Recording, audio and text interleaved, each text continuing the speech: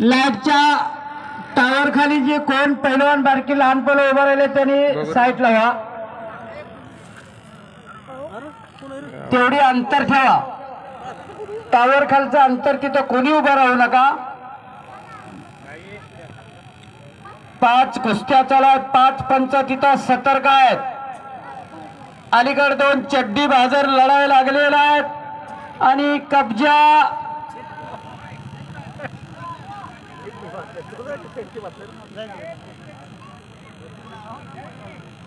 70-30.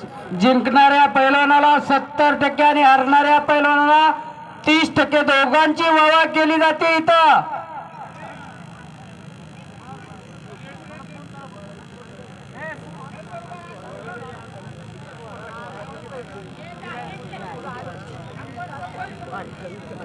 वेदांत आणि